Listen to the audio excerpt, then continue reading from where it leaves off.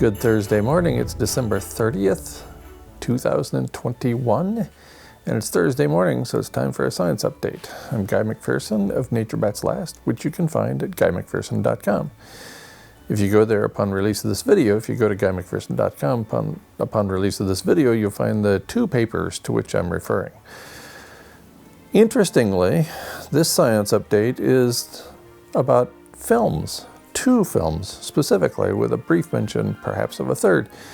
And these are fictional films. So why am I doing a science update on these, based on these films? Well, for years in my classrooms, when I taught science courses like conservation biology and fire ecology and so on, I asked my students to prepare a significant piece of art or literature as a major part of their grade. I like people to think outside of the specific area that they claim to be working in. That applies to me as well. So I'm going to talk about two films. The first of them, and the one that I'm going to talk about most frequently, just came out. It's called Don't Look Up. And I'm going to refer to a paper written by David Roberts, longtime climate writer. And there's a link to this paper included at Nature Bats Last. Here's the headline: Don't Look Up, the first good movie about climate change.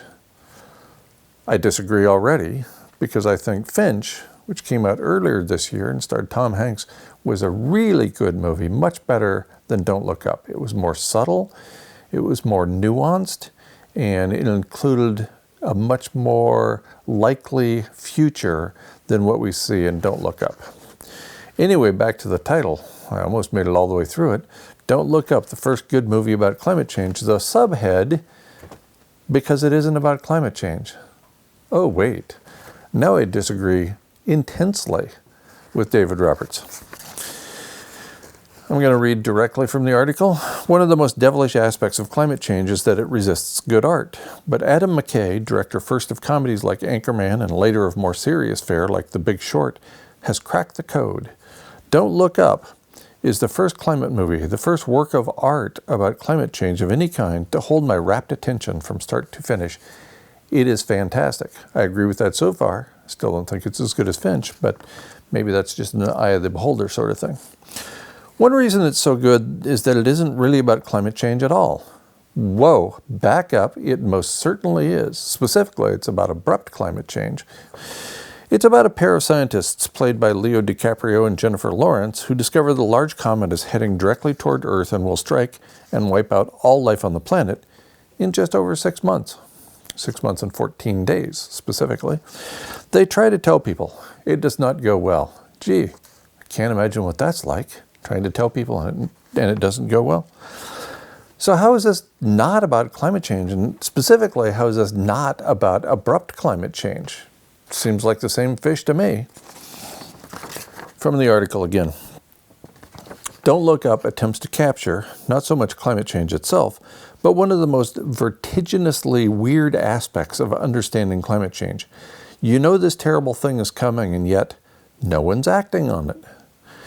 You end up feeling like the ranting guy in the street corner waving a sign about how the end is nigh. Huh, I wonder what that's like. Oh, that's my whole life for the last many years. The movie is about having knowledge, but being unable to make the knowledge matter. Being unable to make anyone hear or act on it. Ooh, echoes of reality. By compressing the timeline to 6 months and making the threat a singular force visible in the sky, it brings the absurdity of the situation to the surface. It's hilarious, and if you've spent years banging your head against a wall trying to get people to pay attention to climate change, you will find a great deal of catharsis in the laughter. Yeah, I can speak to that. Catharsis in the laughter. By its very nature, the article goes on, climate change is abstract, the sum of millions of observations and long chains of reasoning.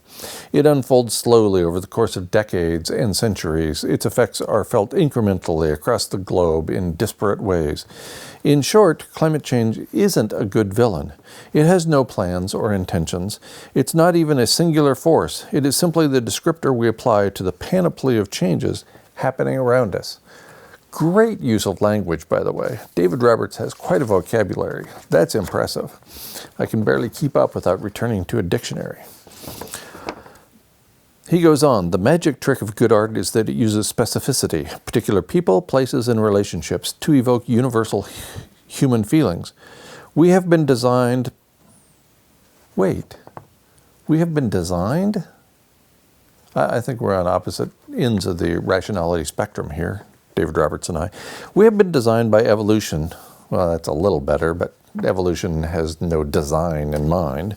We have been designed by evolution to feel most intensely about things that are close to us, within spatial and temporal boundaries that are legible to us. We're not designed, no, we're not. We're not designed to feel anything about a projected 50-year change in global average temperature. Oh, now I see the problem. If it's not a 50-year change, it doesn't really matter. If it happens in a relatively short period of time, like, say, during a human lifetime, like, say, during the next few years, that doesn't count? That doesn't qualify as climate change? I beg to differ. Back to the article. We can know and understand the forecast in an intellectual way, but to really feel it, to integrate it into one's basic narratives and worldview, requires conscious cultivation. It does not come naturally. It is not universal. That's for damn sure. Continue with the article. DiCaprio and Lawrence convincingly shrink into nebbishy scientists. He with a middle-aged gut, she with unfortunate bangs. Oh my goodness. A middle-aged gut and unfortunate bangs.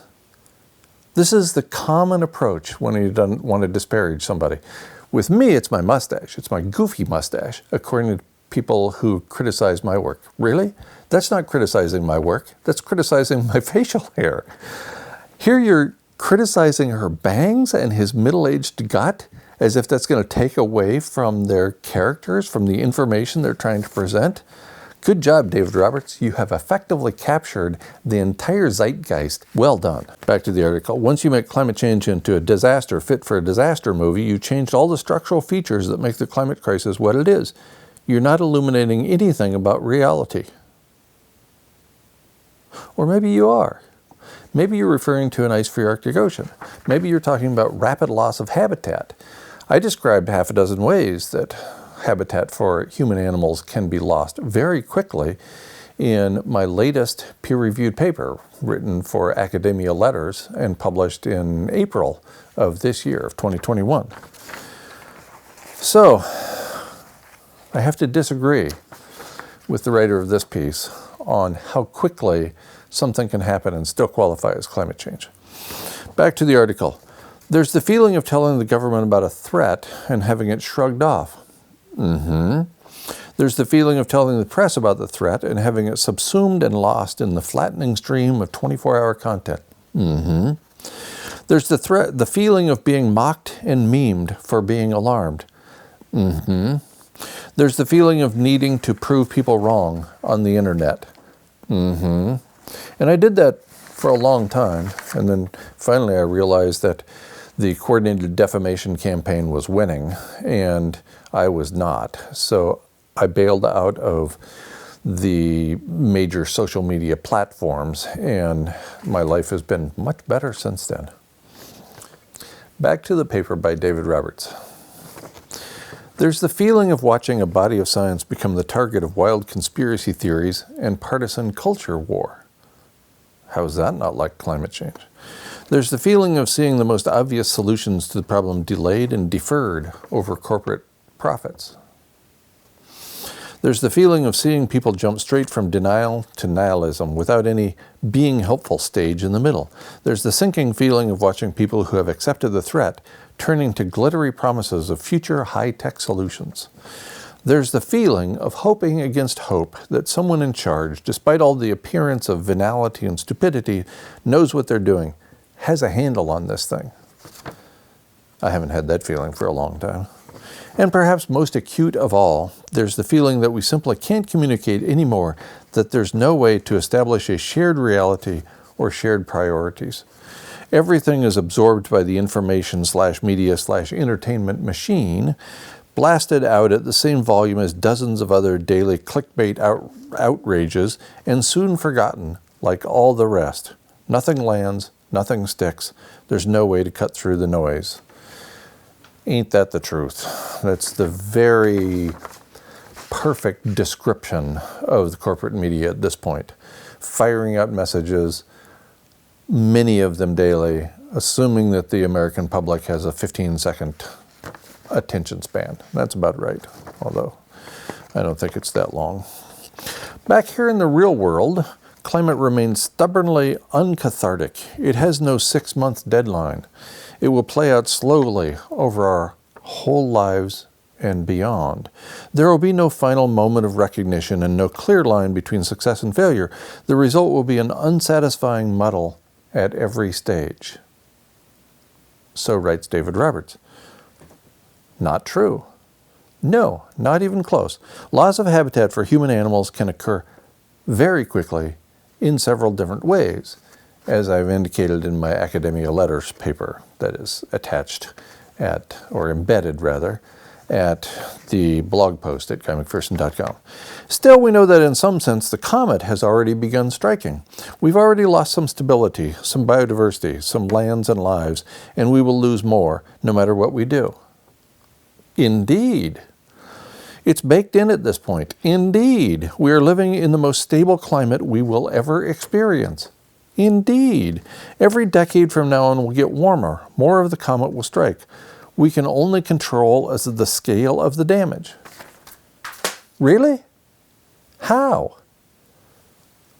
Reduce industrial activity and therefore bring aerosol masking down? Increase industrial activity and therefore ratchet up the warming of the planet? I don't know where you're headed with this, but I don't like it. Finally, David Roberts writes, as he was having dinner with his family, he couldn't stop thinking about DiCaprio's final words in the movie as he is surrounded at the dinner table by family and friends of his. Quote, "We really did have everything, didn't we?" Indeed we did, and we threw it away for a few dollars more. Sadly, I buried the lead. The lead for this science update ought to be something like, if you're not spending time with your family and friends, you're spending time unwisely. Thanks for listening. Thanks for watching to this science update. We'll put out another one of these in about a week, and I suspect it will be far more science-driven than this one influenced by art. Thanks for watching.